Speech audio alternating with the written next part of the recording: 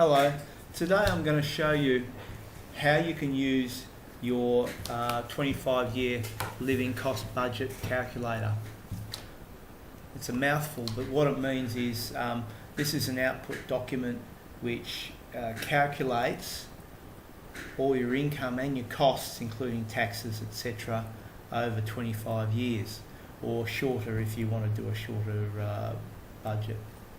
So where it's located is in the Primetime tools and templates. If you're looking at this tutorial, it means you've already been working on those tools and templates, so it's probably contained within your filing cabinet. But anyway, let's have a look at it. I'll show you how it works. So we've opened up the integrated financial calculator, and the 25-year living cost calculator is the second item.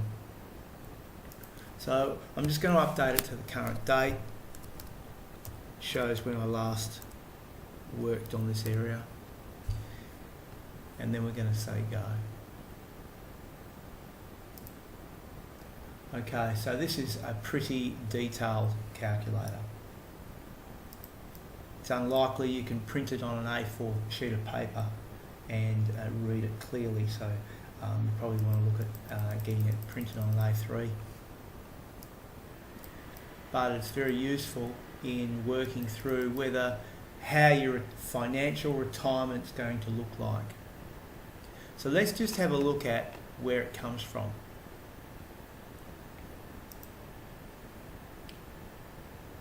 So if we go here, just have a look at it the first year. It starts off with the income and your receipts, and you can see that they're included there. It looks at your income taxes, and looks at your deductions, and gives you net tax and then net funds net of tax. So basically, your cash inputs.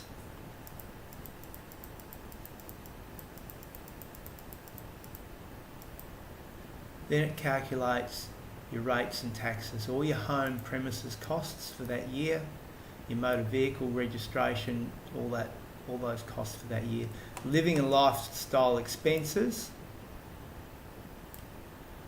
all your other expenses, and any residential aged care cost or in-home care costs. So what it calculates is total costs, net funds, so net funds after tax,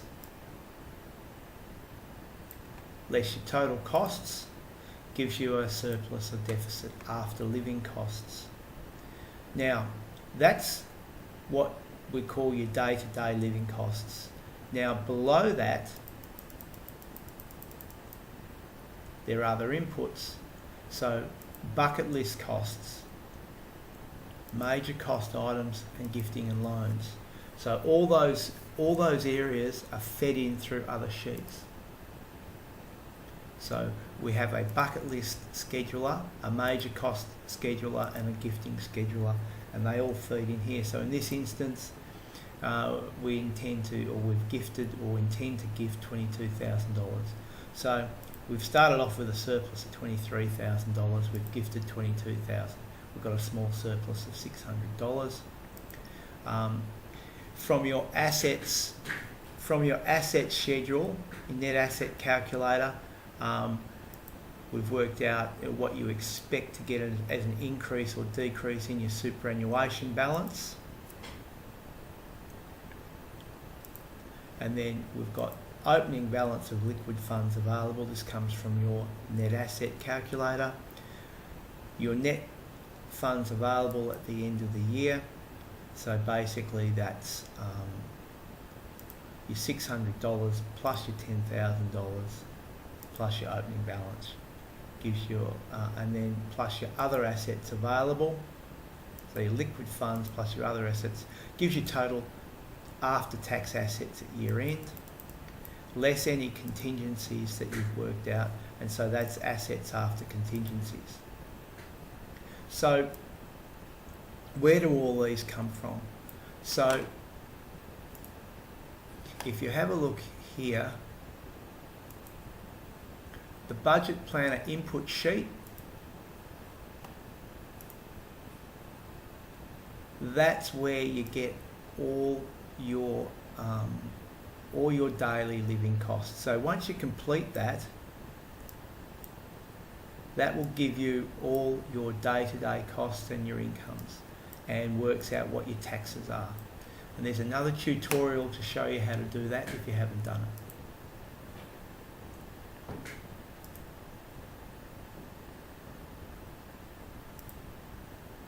So that gets you down to there.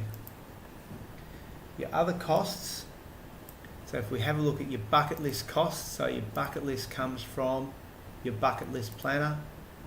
So you can see here 2017,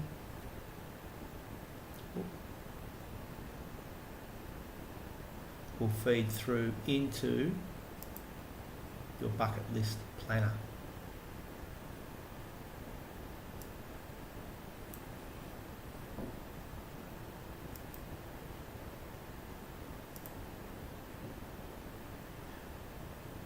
There's your $15,000 in the year 2018 from your bucket list planner. Major cost items comes from here. So you can see here, for example, the first major cost item is 2020 for $20,000.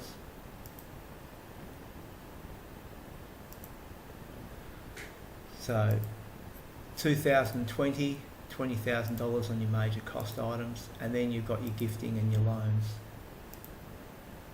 So if you have a look at your gifting, money gifting and asset and plan and schedule,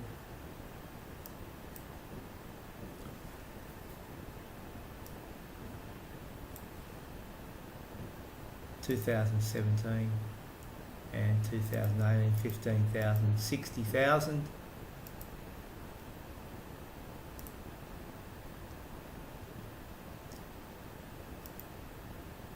2017 and 60,000. There must be two items in there I didn't pick up, but there's your $60,000. So that is driven from each different schedule. Your balance from your superannuation and all your liquid funds, your superannuation and your other assets and your contingencies. So these four items, 1, 2, 3 and 4, are all carried from your net asset calculator. Okay. So so there's your for example, your total liquid assets is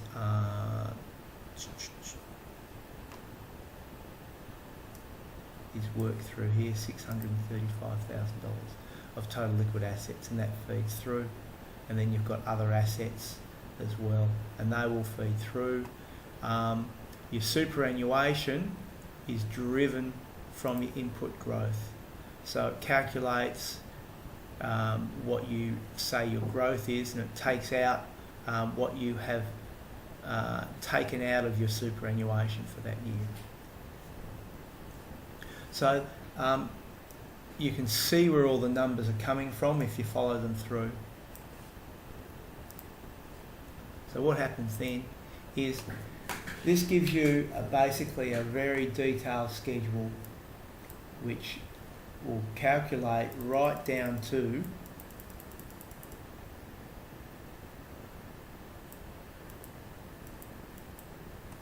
your total after-tax asset balance after each year. So you can see here your superannuation, for example, it's been increasing and it starts to decrease as you've taken more superannuation out. Your surplus or deficit will change over time. Here we've got a big hit, we've got a big increase here because we've worked through, and we've got inheritance. So we've calculated inheritance at some point.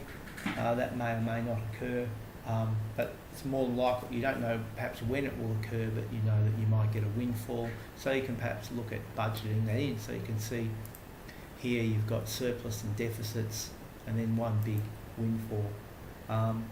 Your deficits, big deficits when you're actually going to spend a lot of money. For here, you're just spending a lot of money. I think this was a four-wheel drive and a caravan, and then a trip. So a big year here. So you've got a big deficit. So you can start to plan your trips and when you might go about spending your money, whether you've got enough money. Here, the major deficits are because you've started to budget in for residential aged care costs. You can see there that feeds through to deficits. So you have surpluses before aged care and deficits after aged care costs, which can be quite expensive. So this can be used, this is a great tool to be used with your accountant or your financial planner to make sure what sort of lifestyle that you can afford to fund through retirement. If you've got a lot of money, you might want to increase your bucket list items and your major cost items and perhaps gift some more money. If things are tight, if your total after-tax assets are starting to get quite low towards later on in your retirement, you might want to prune back some of your expenditure.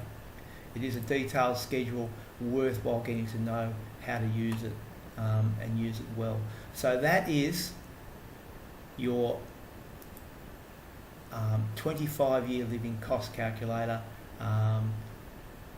Happy planning. Don't forget, get advice. A lot of people are very, very comfortable and familiar with these tools and can help you if you need it.